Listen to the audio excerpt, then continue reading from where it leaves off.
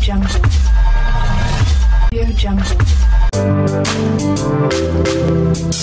guys. Can you go to subscribe on Landry Kingelezi's channel?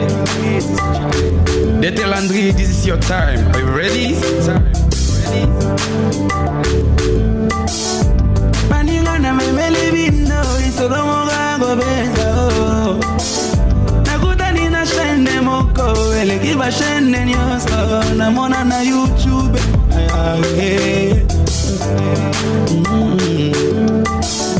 Émission y'a bien, bagago y'a bien, théâtre y'a bien. Yo soya malamu, yo papa koki kotala na bana eza wapyo. Tunangana ebisa yo shenango eza ya nanyo. Tunangana sosolisa yo masolwango eza ya nanyo chez Landry Kingelezo. Chez Landry Kingelezo. Makambo ya solo eza awe. Chez Landry Kingelezo. Makaga ya solo eza awe. Chez Landry Kingelezo. Masolo ya solo kuna teo. Chez Landry Kingelezo. Abonnez-vous, abonnez-vous, abonnez-vous et massivement. Abonnez-vous, abonnez-vous, Kobosana teo. Abonnez-vous, abonnez-vous, abonnez-vous. Mwana mama niese tulenge nyange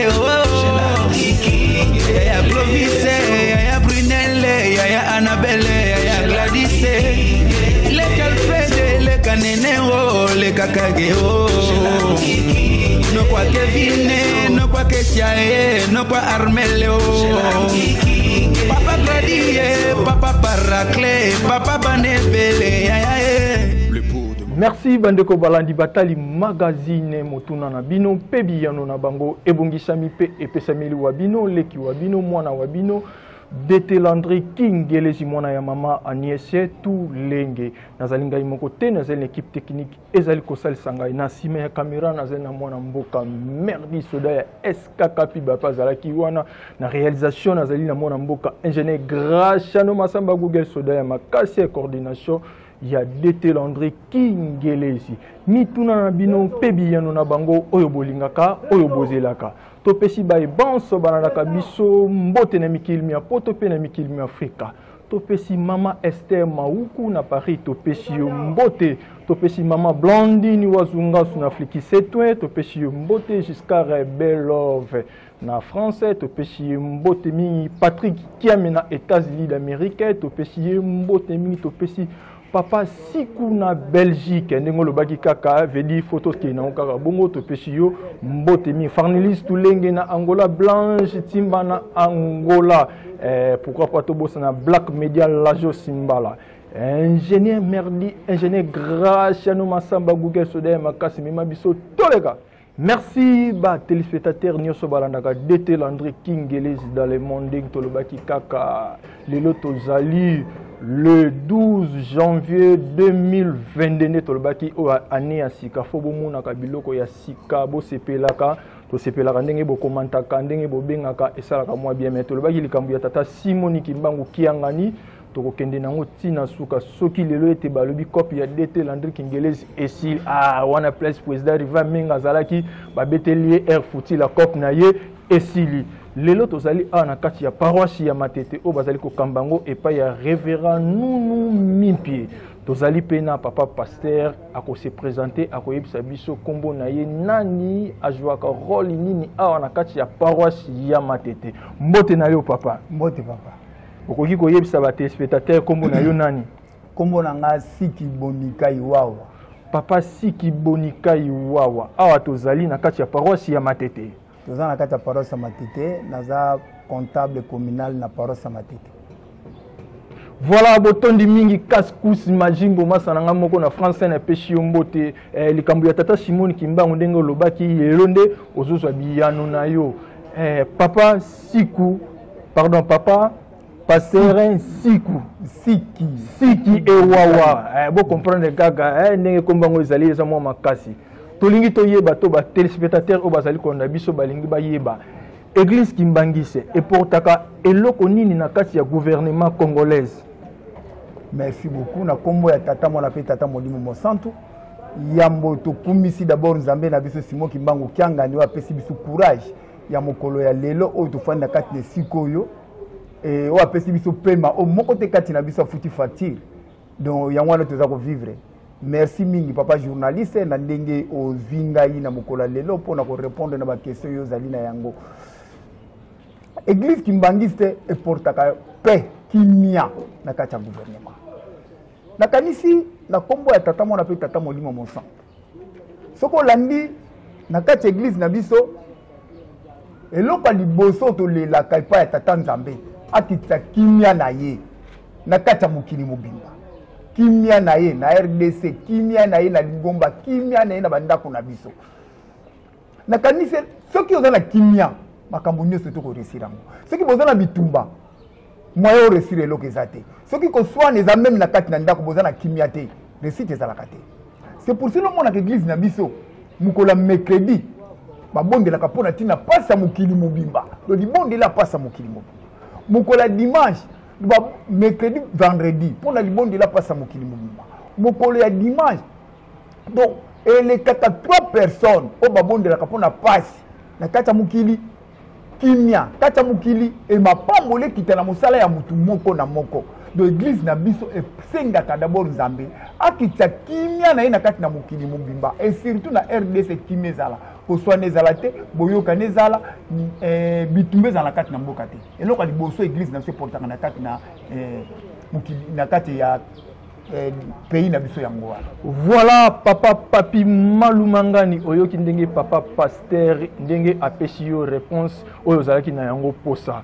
Voilà papa pasteur to yeli susu tata Simoni Kimbangu Kiangani église Kimbangise alobi ete tata Simoni Kimbangu Kiangani yende Nzambe me bato na mokili baboyi yango balobi ye Nzambe na lolenge nini bino bakimbangise bolobaki ete kaka tata diangenda yende azalaki Nzambe tata diangenda azali susute bolobaki ete tata kulutu yende Nzambe tata kulutu azali susute bolobaki ete tata dialungana yende Nzambe azali susute okoki ko yebisa mama Alphonsine États-Unis d'Amérique ayeba ete tata Simoni Kimbangu Kiangani yende Nzambe maloba omboka yo na kombo ya tata mona pe tata moni mosantu na sepeli mingi na mutunda yo tuninga. D'abord ils ont ba chapitre zo lo bana biso Nzambe aza d'abord yemoko Nzambe azaka yemoko. Ce qui te dit mokanda Exode chapitre 20 verset 1 à 2 Nzambe zo lo ba ngai nazali Nzambe ngai nazali Nzambe donc azombe katolo yemoko azala mutu musina mopanzi na yete. Ils ont ba chapitre belé na Exode chapitre 5 verset 3 à l'obipe. Tanga bimela ki Moïse na kati ya moto yemoko Nzambe alobaki na Moïse face à face. Alors, et ça là chapitre zo lo biso Nzambe aza mutu Nzambe azape mutu kwanga. Genèse chapitre 18 verset 2. Tango Nzambe Abraham afanda kini na sanze te na ye amoni 3 personnes ba bimeli. Afuka mi liboso na bango. Ba Nzambe ba bimela ke bango misata. Et ça là chapitre oyo ezo ba Nzambe aza ye moko te Nzambe aza ye moko te. Trinité ya tata Nzambe sengeleza. Nzambe aza ye moko te. Quand Mouta Lobi, Nzamba Lobi, créons l'homme à notre image. C'est comme ça sur mon côté. Dans ça, va tout le monde passer. Pour ange, à celle qui n'a eu l'oba. Mais ce que Lobi, créons l'homme à notre image. Genèse chapitre 1, verset 26. Donc, c'est que Nzamba a sur mon côté. Ce que je suis sur mon candidat, il y a Genèse chapitre 3, verset 22. Donc, quand Nzamba sali, koko na biso Adam ayeko sala koko na biso Eva lobi tala mutu akomine tibiso mutu akomine tibiso c'est ka zesi mo côté c'est que baza ba misu baza mipanzi na ye to ko zalisu mukanda ya Genèse 4 chapitre 11 verset 7 tango batu balingi basala bazbange ko tonga po basala tour de Babel tout munda ko mati mulai Nzamba lobi nini allons les confondre c'est ka kiti mo côté akiti pele ba kiti bango nyoso timisato c'est kazala bato ya kitaki na bango. Alors si ko poto yeba trinité ya tata Nzambe zali to luka ba chapitre de l'exception sur trinité ya tata Nzambe. Voilà 1 Genèse chapitre 18 verset 1 à 3 Abraham a fait la sans été amona ki batu misato o batu musuba ko lobako to mona ki amona ki be ba ange amoni ba ange te bible zo ma batu misato yo zo lobango ba ange ne ya lo batu misato ba bimela ki ye Abraham ayamba ki bango asokoli bango makolo lokola ba tango ya kala bango bazalaki na mobeko na so yamba pa fo sokole makolo opesi eloko ko lia ba meli ba le et tango bandi ko kende moko na bango tikala ki sima ko fungola Abraham ke ndenge zala toza ko kende tumba Sodome na Gomorrhe et na ko yambana ya yambaki bango prometa ki déjà mama Sarah ke non mama Sarah ko zwa mwana presque ko bota ma Isaac yaki yangwana pa bati mama Sarah bande ko bota te ce qui tozi mokanda ya su ya Matthieu chapitre 12 verset 32 tango kolo salobi otoli tata ko limisama otolinga mwana ko limisama mais ce que toli molimo mo centre o ko limisama te c'est que troisième personnalité azali muto misata azali eze su ye moko te e ko mbatu misata et tango siko kolo yesu le ra kei na ye ay ko bimela ba ye koli avant ya matala likolo ay bisi banga lobi bino bo kende na mokili mobimba Matthieu chapitre 28 verset 19 ay bo baptiser batu na kombo ya tata ya mwana pe molimo mo centre donc trinité ya tata nzambe existe donc nzambe azayi mo côté donc tango kolo yesu pe azoyebisa na mokanda Jean chapitre 13 verset 20 alobi bien kalobi nga na kokende na nga me mutu ayambi nga akoyamba pe nga na kotinda po bate mutu akotinda kowite pa ya tata Jean chapitre 13 verset 20 donc apesi ba chapitre wana na breve ba chapitre wana eza nango ebele mais pour na koyebisa batu keno trinité ya tata nzambe eza ko existe donc nzambe azayi moko te baza bango misato mais papa toka to mwa moke tata Simoni Kimbangu bo tolobi azali nzambe mais bato ya mokili balobi est-ce que nzambe abalaka est-ce que nzambe aliaka est-ce que nzambe alataka elamba o ngai na yo tolati bango bayebi nzambe amonanaka na ye te. Merci beaucoup. Nakanisi soko mona bimisa ki wana nanu pona mataki likolo makasi pona kolakisa binu ke ya solo tata Simoni Kimbangu trinité ya tata nzambe za ko exister. Eza pasi. Nkolo salobi molimo mosantu tanga ko ya ko fanda na bino libela. Na kotinda bino musungi mususu. Jean chapitre 15 verset 26. Donc musungi wana tanga ko ya akofanda na bino libela. Tata. Ce que tu as dit, tu as un corps terrestre et un corps céleste. Corps céleste, yango yoka banjelu bato so mutu wana mati likolo do corps céleste. Corps terrestre o ngai na yo tuzai na ngolelo. Et corps terrestre ezaka na dire na yango. Eza na dire. Dire nango seke koki ekei muta kufi. Donc corps terrestre. Tango kolo salobi molimo mo santu tanga koya akofanda na bino libela. Le corps terrestre, il faut s'incarner. Incarnation, il faut s'alima. Et ce qu'incarnation, c'est salimité. N'est-ce pas un avis libéral. Donc, incarnation, il faut s'alima. Mais un qui va le paix à l'ingaka ayeba incarnation wana ezandengeni po balobi ete tata Simoni Kimbangu kiyangani tata oya bota yende ezali tata fumambanza mais bango mibale bakoma lisusu banzambe ndengeni po yeba bota ke ba yeba ke nzambe abima na yeka boye balingi ba yeba c'est vrai que tata Simoni Kimbangu yende nzambe. Merci beaucoup. Nous avons la puissance du Saint-Esprit et le Saint-Esprit. Nous avons nguya molimo mosantu na molimo mosantu. Luc chapitre 24 verset 49. Nkolo sabisi ba yeko la Bible fa de sika moboze la puissance na oye kitakati na bino. Donc nguya molimo mosantu nde mutekitake pa na bango. C'est pas le Saint-Esprit. Vraiment. Alors futo zila siko molimo mosantu aya po yende mutakufanda na biso libela. Mais bango baloba papa passé bango balobaka Saint-Esprit azali ceux qui peuvent ndeke ceux qui peuvent mopepe ceux qui peuvent nini au bango baloba mais ba yebite Saint-Esprit azamutu. Non. Saint-Esprit azamutu na lobi likamba trinité. Voilà. C'est que Nkolo yo salobi na kotinde la bino musungi ninga lobi na 4 Jean chapitre 14 verset 25. Musungi tanga koya akozo makambo eze pananga. Te akoloba te mutoko fa lobati. Akozo makambo akozo makambo yute pananga. Pamba tenga na zepa tata akoloba pe pona ye moko te pona ngai pe. Donc c'est que musungi ne fa ya. Et voilà tanzoto yo. musulman il faut la tanzoto. Alors si comme maintenant to luka ndenge ni musunyango esengela yaka na Afrique précisément la RDC pour la nini et donc on sengo to yeba ngwana akoyaka na RDC duba pays zebela ko yate akoyaka na RDC ndenge ni sengo to yeba OK otali nkolo Yesu tanga tali ba yuda salobi bini moza ben crédit du bon di bakala bini kamata Tanzania te bozo ndimele la binu ngai te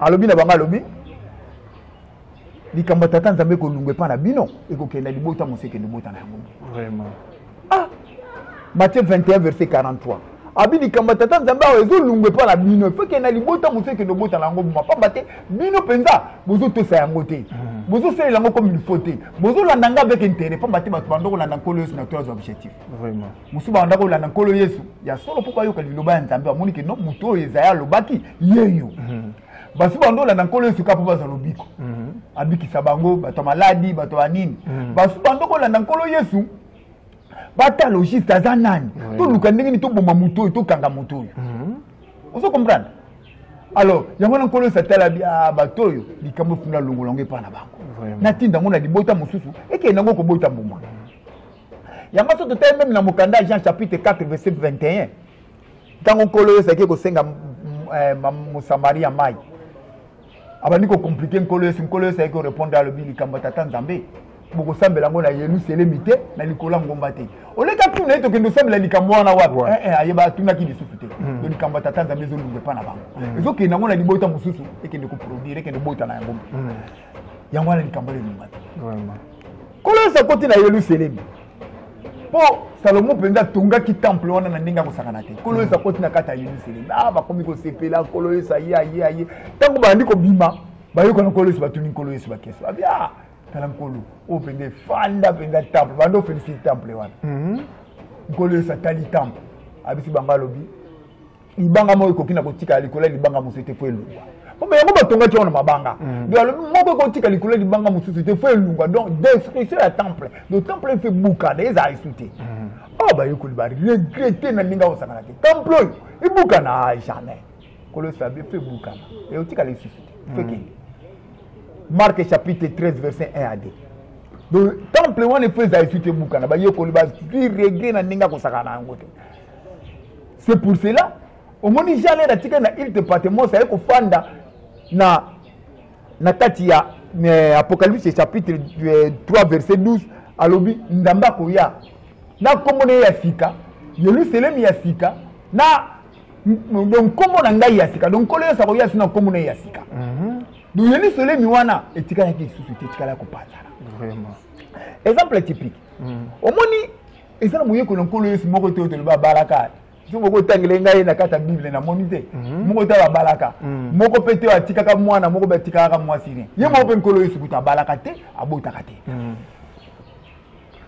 bon pona ni nkolo Yesu baraka te abota ka te po lelo so na lobi ke ngai lobi ngai awa na kotika ta trace te biloko na ngai nyonso tuna kolongola donc kama na kolongola loko na ngai na kotika ta trace moko na te ba biloko nyonso tuna ko na dégage ngo de trace moko kotika la wana te alors soka tika ki mwana na yebe mwasi na ye to lingo to bando raisonner kolo sa tiki mwana kolo sa tiki mwasi ablinga ka bando raisonner sirango ba descendant ba linga ba réclamer ataka ba biso tika ke loko boy mwasi pa lobi non bana na nga fu ba réclamer non atika ki trace à mon côté pas bien loko les olungo pa na bango alors ba yeko le même yankolo Yesu moko peta tika ka ke non biso peto tiki boy rien bando ko bomba bango kolo sitanga kufaki na simaliwa na ye amataki même elango pensaki makila mataki nango trace moi mona na ka disuti vraiment et ba yeko na ye nyonso tout bandoko bomba bango bamso matinu étage ba boaki opanzani bamso bomba wana mabanga cimetière moko tikala ko mona na te pona nini likambo tata nzambe lunge pa na bango et kena libota mutu seke ndo bota na yango vraiment ndenge ni ye na kati na Afrique o lelo tozo ko lobaka papa simo kimbango kyanga ni yende nzambe molimo mosa vraiment la ndanga malamu OK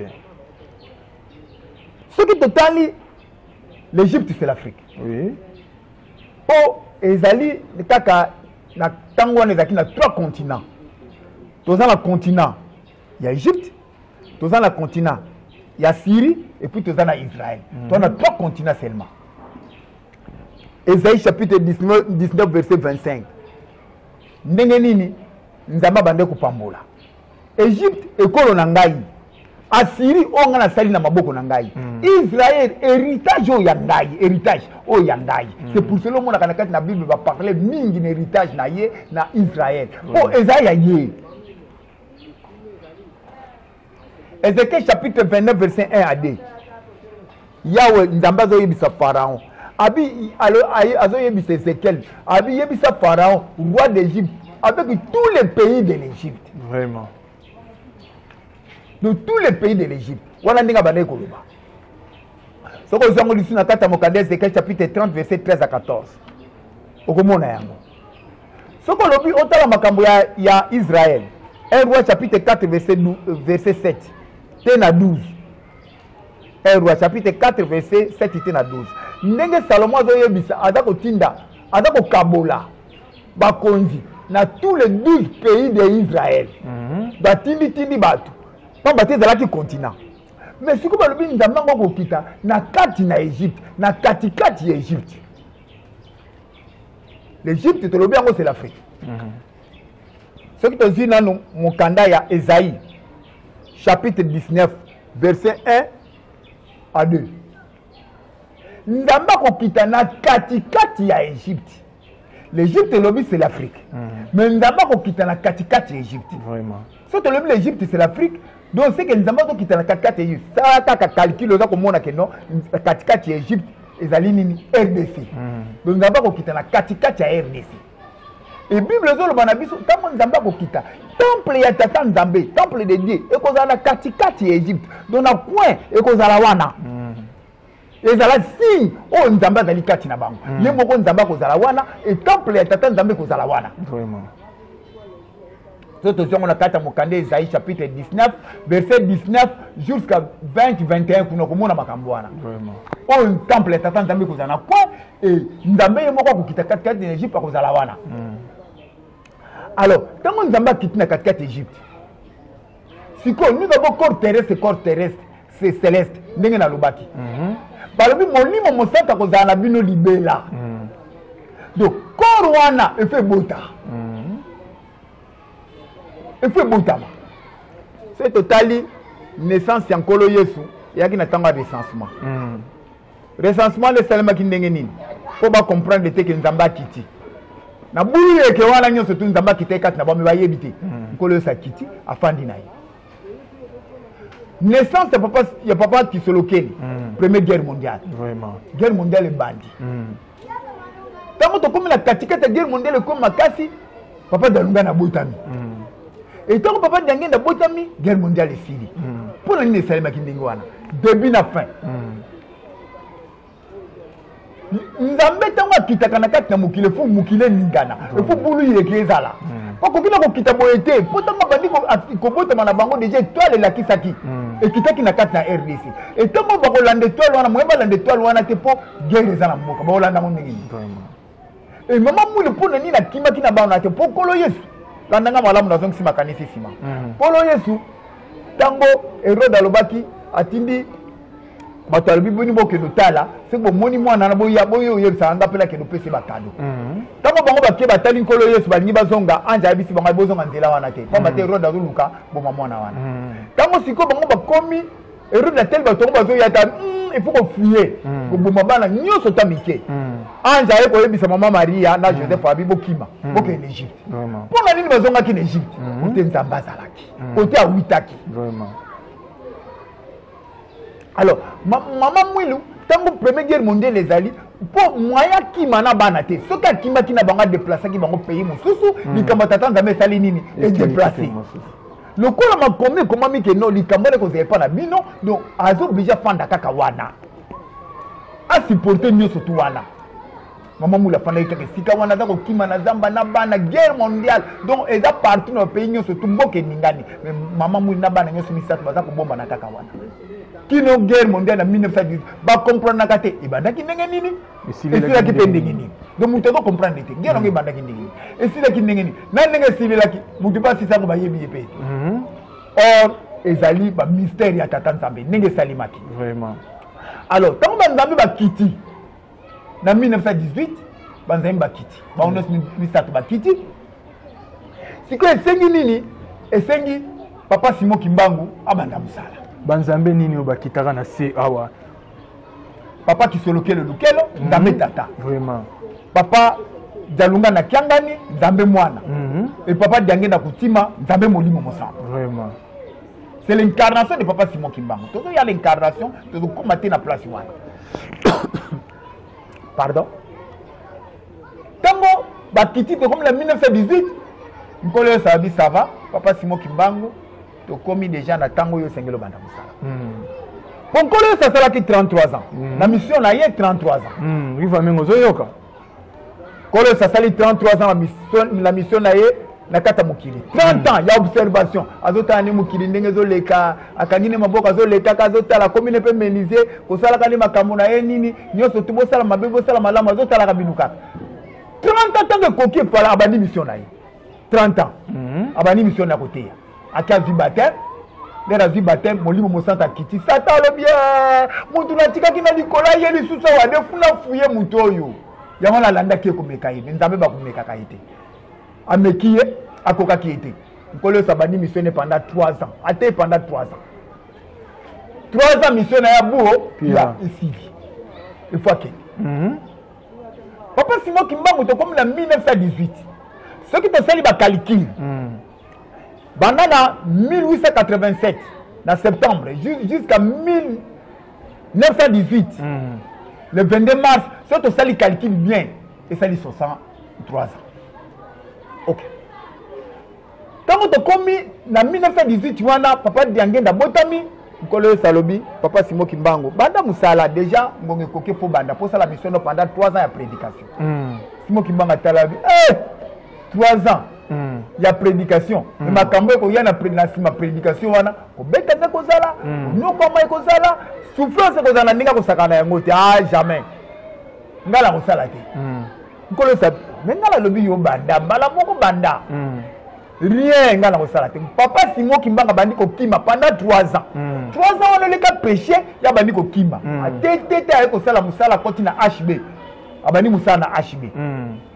HB ba zo futa été. Bandi ko ba déclarer ndenya zo sa mundela le mio. Il a déjà signé babi non. Azimbongo te. Mundela mi mais ndenge ni na ba signé mais ngala pesi mbongo te. Conscience ne yebi ke ba ko futa ngaité. Pona nini mission ngala yelela kina mukileza oyo te. On se comprend? Vraiment. Alors, ça passe pendant 3 ans. 3 ans, on est Sili, en 1921, quand le salubitaire, mais c'est Sili, il faut qu'il n'y ait pas de kanga. Il faut qu'il y ait côté. On le quitte au sali commerce, mabe au sali, mabe au sali, mabe. Qu'il n'y ait pas de mboka. On peut battre moutou bako kanga kaye, na kat na mboka na ye. Et bako kanga moutou, condition zali, bako kanga ka nengo wana te. Vraiment. Papa Simon Kimbangu pe bande ko basali le mwa koli, asi mwa koli na tiena di peka. Na pasi za ko sala kata mutema nena za ko kenda ba ko nyokola ngai nga Kimbangu mwa kolini na nzela akopela kasangula mbuta mfufu pe wana na nzala nena batuna ye na basodani mususu wana nini bakani papa Simon Kimbangu te mwa nzombo basombelinga na kenda ngona 8 Kinshasa na kenda ngona bana to kende kulia bona à cette époque Léopoldville bakamati nzombo wana babotolia et tant babotolia nzombo wana papa Simon Kimbangu tali botikela ngata mwa nzombo na kendo lia na bana pardon baboy et cela qui est passé na paso ya zako kendo mona ko tumisa mala zako kendo tumisa ma ala boki pa moka mibala misaka modir vraiment buta fufu ngana buta fufu atikala ka ndingo la bandolia ka nzombo donc a modire ke na kanda o na paso ya zako kendo mona tanga komi afani Nkolo Salobi bon banda kaka musala po bazo kanga na bango yo banda na atali moyen zata comme presque na suka po mission la yele la kindi yango aye ko bisa mama mwila bitala makamna sana mutama makamna mama mwila yebisi yo sala ngana ko pesa maboko mama mwili wana za nani mama mwili mwasi ya papa Simon Kimbangu vraiment abi yo sala ngana ko pesa maboko de pour cela mama mwili na tongo le 6 avril abimi abeti ngonga etanga beti ngonga batu baye babandi ko ya église bandi tant que l'église bandi mokile ningani mbala moko na église tangue bandi batu bakumutala batu bakumuya minga zako salisa batu ko bikisa batu ba vegle batu babuka na makolo batu batu bakufa batu azako sekisa bango ko telema sangwe panzani na kati na mokili mobima tango sango panzani ah babi mutu moka ye kuna bino basango kutelo ko moke zate o kuna nde som mutu ateka nkolo Yesu mutu bazaka proche na ye mutu ateka papa Simon Kimbangu mutu azalaka proche na ye ye mutu akengo panza papa Simon Kimbangu bino bo fandao una moite makambo se bébé papa Simon Kimbangu a prêché kaka pendant 2 mois calmement donc le 6 avril au 6 juin oya te yaki ni loba ya Nzambe pendant 60 jours oya te yaki le 6 juin envahissement de la ville sainte mbala moko direct batu mbala moko baye amoni kaka Morel akoti na basoda mbala moko direct bakoti kaka po bambaye ville sainte donc moyen péché le sous exact otali place oyo ba réseau comme belé papa Simon Kimbangu sali bo papa Simon Kimbangu sali papa Simon wana comme ba réseau moko ya pamba ye moko yebi que mission na ngai efuba kanga ngai ko kanga ngaba na ke de sala 30 ans ya ko nokama ya passe vraiment yamana papa Simon Kimbangu les communes le 6 juin envahissement de la ville sainte bandi ko te aka ndenge wana ko ke de kota ba partout ko ke de tambola kaka ndenge bazo menacer te le 12 septembre ba ko kanga été le 3 octobre condamné à mort ndenge bakende na papa Simon Kimbangu te akende ko mona na Lubumbashi vraiment première partie d'abord na pesio yango wana ndenge nini elongo papa Simon Kimbangu comme papa Diangenda monimo mosantu tanga ko ya ko fanda na bino libela et tango papa Diangenda botamaki papa Simon Kimbangu s'incarnaki déjà ye wana nde papa Diangenda pamba te tango baza ko yambana na bana yina papa Diangenda banda ko yambana te pona nini ez incarnation na deux ans to moko vraiment moi ba yambana exact do ye wana papa Diangenda do baza mutu moko alors tango s'incarner ce qui te tali na kati na Bible nkolo Yesu Christ papa na zaki nani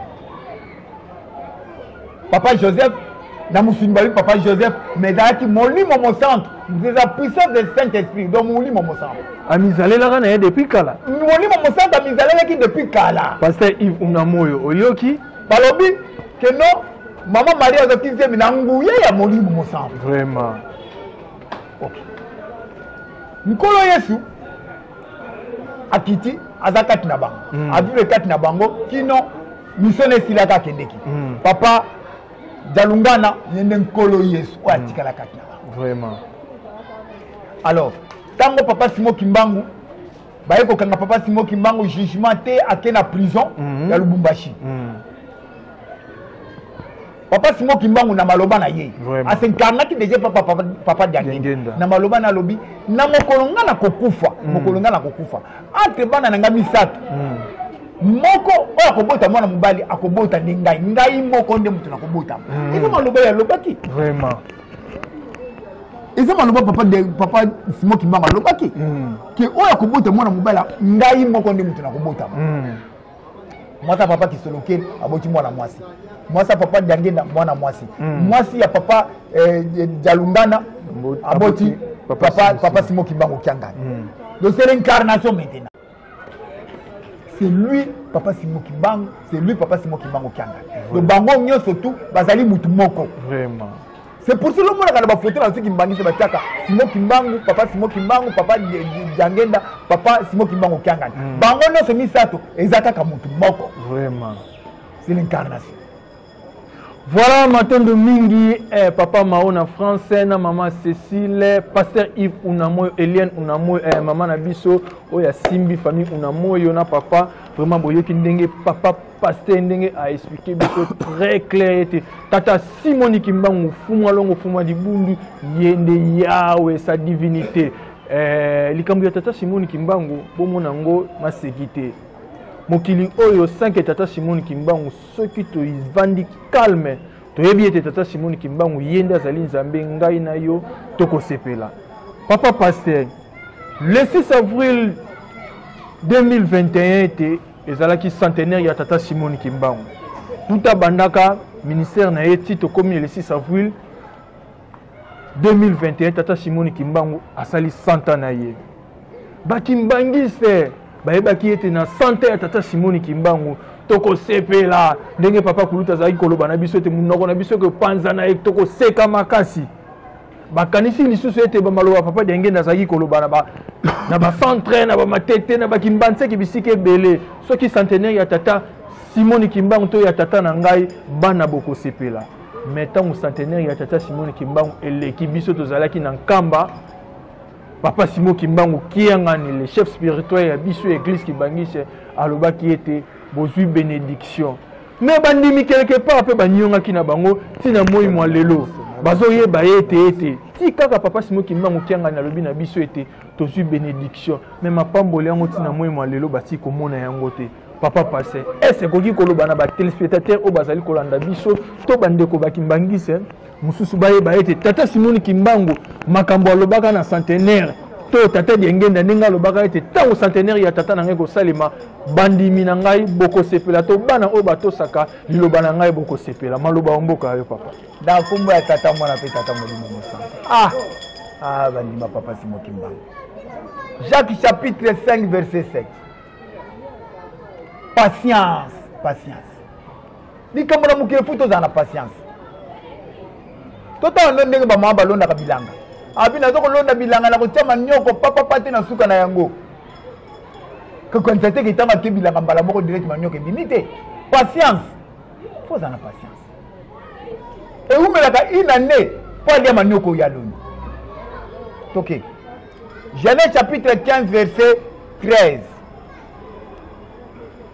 Nzambe azoyebisa koko na biso Abraham abi libota na yo ekokende mumu panda 400 ans Nzambe ayebisa Abraham abongo yo Abraham ndenge to cité ndenge moni pigeon de kemuki otelinga mobimanga lobaki ndenge wana te oloko katango na katikati effectivement na musunya mona kyango ke non Nzambe za likolo makasi na pesa Nzambe so mo pigeon ndambo nzoka ndena na musunya to cité atiango mobimba Nzamba yebise bote ne kokende bomu panda 400 ans. Bakoti bomu. Ce qui te na mokanda ya Exode chapitre 12 verset 40. Na bomu mwa basali combien? 430 ans. Mais le na bomu 400 ans. Mais nani bakisa la 430 ans. Au moins que bamboule leki lisusu. Nzamba lo baki 400 ans.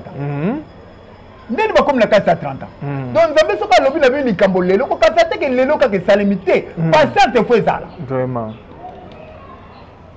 Esaïe. Mukane Esaïe mutelo baki ke non Emmanuel akobota ma ko zala Nzambe kati na bino. Aneni les Esaïe ko maki mukanda wana. Na 732 avant naissance à Jésus. Telo ne bela ba mbula akomi mukanda na 732 Emmanuel Nzamba ko zakati na bino akokita boko zala boko za boko Nzamba ko loba bo libota David descendant na ye alobebele tala ngona kata mukanda Esaïe chapitre 7 bana intitete na suka kuno ko tanga histoire wana bio ko yebango ndenge Esaïe zo loba si Jésus ko ya Emmanuel Nzambe kati na ba vraiment mais l'équipe est combien 732 l'église qui bangi c'est ko 60 ans ndenge to ndo beto mama et ce que tu as dit dans Jérémie 31 verset 31 à 33. Jérémie a dit dans lobby Nzamba koya akote mibeko kati na bango ye moko Nzamba ko fanda kati na bango koya nkolo yo c'est comment maki déjà Nzamba koya akote mibeko kati na bango ko fanda kati na bango Jérémie ko même kanda na nini 580 et le qui nous combien pour nkolo yo sangaya pour ton nkolo yo sa ba ay botomi pato bandi ko compter là 1 2 3 et qui combien 580 ans. Bon quand lobby église qui bandi c'est pour c'est ça ta ko betu mabaku ya likambango. Non, il faut que la patience va tata maman. Likambo patience il faut za la kati ngai na yo. Tamo likambo ne ko sale meye banité. Papa Simone Kimbangu abisa iba koko na biso koko na biso ba no beta di solo wana. Abina mikoloko ya. Papa Simone Kimbangu andolo ba na mikoloko ya boko sambela en plein air. Na koleko ya bana na biso bakangami na likambo tata Nzambe batu ya mukili banda ko fukamila baba likambo ozo mona mukelelo ekokoma likambo minene mingi koko lebi mingi tango koko na so banda ko loba bandolo ba likambo ba mupanze ba camarade na bango bandolo ba eko banda mukoloni to zelango lelo to zelango lobi mais lelo to bandi ko mona ngo bato mukili mumba bandi ko ya ko fukamila Batu ya ndenge na ndenge bandi ko luka Simon Kimbangu azanani. Bandi ko sa recherche ti komba Simon Kimbangu, bandi ko mona ngolelo. Mais l'équipe il combien? Oh Simon Kimbangu lobela Kimbangu. Ba mi boye l'équipe belé. Toza la patience nzambe na biso lobi na biso. Mais siko toza la patience et ko ça les macan to yebité. Tango bénédiction ko takana nzota mutu mutaye bakate. Pi bozoyo. Tango pe malédiction ko takana nzota mutu mutaye bakate. Vraiment. Tokeno la mukanda ya un roi. Soto zi un roi chapitre 1 2 3 4 te to kitinyo so tuite na 9 kuna ndenge Salomon David akufa ki atiki mwana na ye mwana na bandiko tonga ndabanda kote ndenge nini asaisa ki feti. Salomon tonga tingira sisi ko tonga d'abord temple. Atongi Salomon pa tonga kimizi. Salomon atongi ndako ya jugement. Salomon atongi ndako oyo ya asalaki pona mwana ne pa mate Salomon balaki mwana ya Pharaon. Na simana yango Salomon ayaki kosalisa feti. Abombi bangombe batu bale basali ba feti ndenge na ndenge. Nzamba bimelaki Salomon. Salomon sengaki bénédiction pa ya tata Nzambe. Nzamba yebisaki na pamboli bino. Bénédiction tikali kati na bango. Mais tange kotaki na musala ya mutu moko na moko asalaka. Ataka matu betaka no mabakote. Ndaba na tongo te poko na fanda kati na telemi na kwen. Ah Nzamba pambola ngai, Nzamba pambola ngai. Lipo bolango iko kita ndenge nini yo salaka musala te. Tekata ngumba, tekata mai, atrape babiloko misala yo salaka Nzamba ko pambola yo. Yo fandi na kwen masolo ka masolo mabe. Ya ko finga ko tiola batu, ya ko seka batu. Nsiko Nzamba ko pambola na masolo wana. Ça même quand on musala moko muke Nzamba ko tiko ta ko pambola yo na musalo yo salaka oza ko lele pa ya tata Nzambe Nzamba zo pambola yo bénédiction ya ndenge wana mais ce qui Nzamba lobi na subana na ngabo ko sepela c'est que c'est la surprise ma makasi zo ya liboso na yebite n'époque na ngai n'époque bana na ngai n'époque ba koko na ngai na yebite mais likamba tata Nzambe to za na patience ndenge Ezaya lobaki bazela ko ya nkolo Yesu ayaki ndenge Jérémie lobaki après que ça y est mais le comme il kambanga ina yo to kitsa mitema na biso bakimbanyi c'est tia mutema na mpio le lanyo c'est pas ya tata Nzambe to ko sepela o mato kita pa bate liloba ya Nzambe le kakate kino bandimine ba ko sepela donc c'est ko sepela ça. Voilà, merci Papa Pichu Manga na molongani ya Mama Sandra. En tout cas ndenge yo salela tata Shimoni Kimbangu continuer kaka bongo oki ndenge papa pasteur alobeli biso butu ata eyindi ndenge tata dialunga na zako loba biso ete tongo ekotana Kimbangi se zala na patience mwana ya tata Shimoni Kimbangu zala na patience ndenge batata na biso balobela ki biso toko sepela ya solo papa to komi na biso na suka va to kende na fin ya émission na biso tozali na motuna moko po tosilisa émission na biso. Papa pasteur église Kimbangi se elobaka ete RDC ezali paradis terrestre. RDC ezali esika Nzambe avandaka. Mais esika Nzambe avandaka ba téléspectateurs o bazali kolanda ngai boyoka pasi ezali na kati na biso kaka RDC. Pasi ezali kaka na biso bandimi oyo tokumisaka Nzambe na biso ezala biso bakimbangise ezala bano bakimbangise. Est-ce que Nzambe azalaka kaka awa na RDC o muninga na nga kaskusa na poto lobaka soki vraiment Nzambe azalaka pai na bino tina moi molelo boza kaka na pasi papa okoki koloba na bango nini? Merci beaucoup. RDC eza boko etoni kita donc etoni recherche ya kosakana nango te. Mais RDC tozoyeba Nzambe te. Nzambe nini o biso toyeba po tozwa bénédiction wana? Nzambe tokoyeba Simon Kimbangu Kiangali yende Nzambe azakati na biso. Toke muke. Matthieu chapitre 6 verset 33. Nkolo salobi boluka liboso mokonza likolo ya sepe sameli bino. Ah, mokonza likolo tozo luka ngote. Tozo yebate ke Nzambe azali wapi?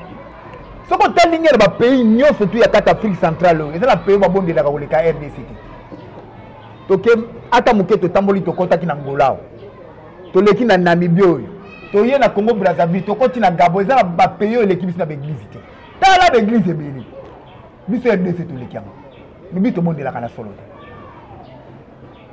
So to tali exemple typique. Na mboka na biso na tanga kala letu banda ko kola oyo ka ba biso balobi mando na moka zala kuna saisa kaba. Nganga moka zala kuna. Mutu moka saisa kaba to zala kuna. Lelo to mona bango sina mboka. Place nganga moka zala to mando na amona aba. bakomo kaka mbikudi moko azalaka kuna mbikudi moko azalaka koto poni banobinga ba mbikudi merdier mona bango j'espère bazate bazalaka lisuti te banganga na banangi bakenda e comme bambikudi bakumusambela na bible donc Satan a transformé makamba tie bambikudi na ndo bakomi ko ba prophète mo bakumolobaka makambo na se ya bible babomi makambo na bango na se donc pas si sezo ya na kati na RDC pour tozo yeba nzambe vraiment so to yebi nzambe pas si ko za kati na bisetu tozo ke pa bana Israël ndenge na lobaki na kata mokanda ya Esaïe chapitre 19 verset 25 héritage o yaye soko tali na kata mokanda égyptien nzamba nyokola ki bango te nzamba zo lobani na lobi na Abraham libota ne ko kende boumbu mboko bango ko kende boumbu dosa batwane za maboko na nga vraiment ba ki boumbu akata ngai na yo basilisi makambo na bokata ngai na yo basimi nzela bazongi et dossier na bango et dossier na bingai na ezaki na maboko ya papa ya tata nzambe bazaki pinite so totali ba syrien ndenge moko kaka bango ba Israël nzamba bane atindi bango boumbu konyokwama kobetama pasi ya ninga kosaka nango te na sima nango boumbu esalaki ni bazongaki etango bazongi na kati na nzela apesi bango mibeko baza koboya kotosa mibeko azokende na bango kaka kopiniri bango ale amoni moyita bandi koboma bango na nzela asilisi bango na koboma na nzela kino je sais kana Kalebi moins de 20 ans akoti bango na mbokelaka bango nyonso ta sise bango na koboma ezaki libota na ye pona nini bazangi kotosa ye atiki pasi kake pai na bango lelo so pasi ezo yaka changai na yo poto zo yeba nzambe te imaginez-vous okotala la plupart de la biso na kati na mboka bakulu na bato na kati na mboka ko boma bato ko beta bato ko nyokola bato ese likambo na nzamba osepela nango te tozo yeba munene tata nzambe te soki biso nyonso tu misi na biso etali nkamba alobi nini bato nyonso ta mokili nkamba alobi nini alingi nini tosala ndenge nini lipambolo ekiti kati na biso lokola nano toyebi nkamba nano alobi nini te toyebi nano nzambe te yango na pasi mais la plupart ya bato moko bakomi na bososoli imaginez-vous baaméricain bawuti mosika baye koluka nzambe azalaka wapi simo kimbango kiangani nzambe bakutani na ye ndenge esalemi epa baaméricain ndenge mpe esalemaki epa reine de Saba ndenge ayaki koluka Salomo ndenge esalemi na ntango oyo tozali na yo e basusu mpe na kati na Afrique centrale moko na moko bandi kososola nzambe azalaka kuna bososoli bandi kokote epai ya bato ntango mutu nyonso akokóma na bososoli wana biso nyonso tokomi kotala nkamba elobi nini elingi nini totali biso na biso na nkamba paso ekosila paso eza te oyo topesa charge epa mutu kingani o paso eza mpona kingani oyo eza mpona kingani po toza koyeba nzambe te so kaka toyebi nzambe tofukami toandi kolela nzambe na solo totiki banzambe musa bikeko tala nzambe azalaka jaloux imaginez-vous mwana na yo moko asali mwa camion na manzanza aza kosakana na yango yo zwa kaka botola yango omonde aosili aolia te azolela camion na ye wana ebongo mutu oyo asali na lolenge na ye abandi kofukama le banzambe bikeko nzambe aotika aosepela te eloko ebomaki bana Israel yango wana baza kotika nzambe bandi kofukamela nzambe bikeko nzambe ya bitien ngapi nasali bino bino bokumutika nga bokomi kofukamela nzambe bikeko alefuna bomba bino bosalelanga ni hypocrisie c'est pour cela jusqu'à présent na kati na RDC hypocrisie ezali yandi kosakana nango te epai bazomona nga nazokosalela nzambe epai nazokofukamelaka bikeko nazosalela banzambe mosusu et cette hypocrisie wana nzambe asepeli nango te yango na pasi ezoya kati ya ngai na yo donc biso nyonso tu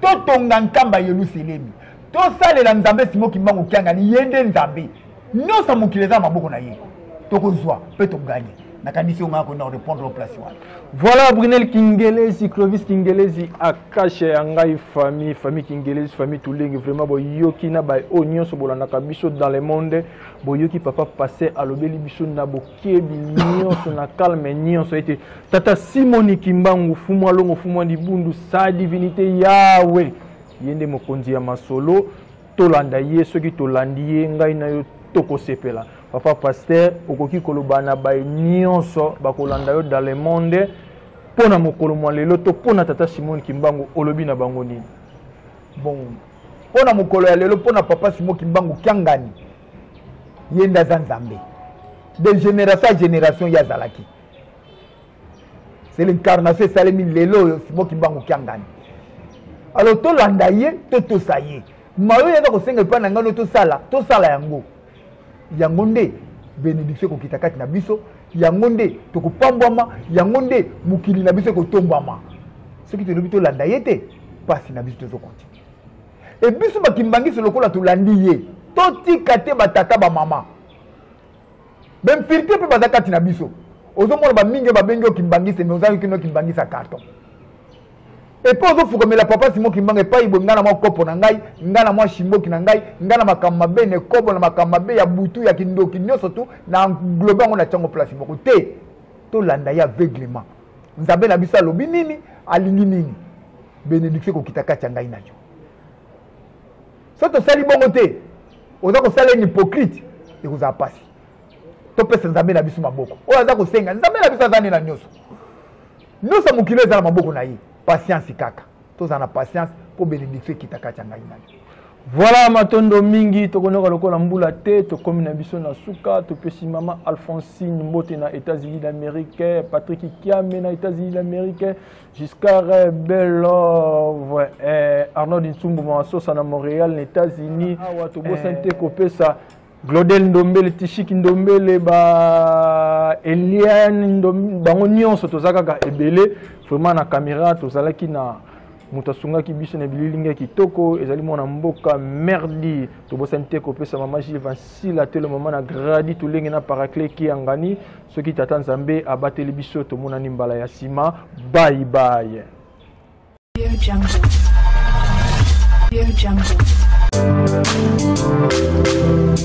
Hello guys. Can you go to subscribe on Landry Kingelezi's channel? Dete Landry, this is your time. Are you ready? Maningana memele bindo isolomo gango benzo. Nakutani na shende moko eleki ba shende nyoso na mona na YouTube.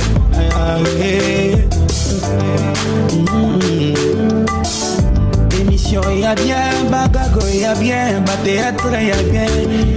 Yo soya malamu yo papa koki kotala na bana eza wapyo. Tunangana ebisa yo shenango eza ya nanyo. Tunangana sosolisa yo masolwango eza ya nanyo Landry Kingelezo. Landry Kingelezo. Makambo ya solo eza awe Landry Kingelezo.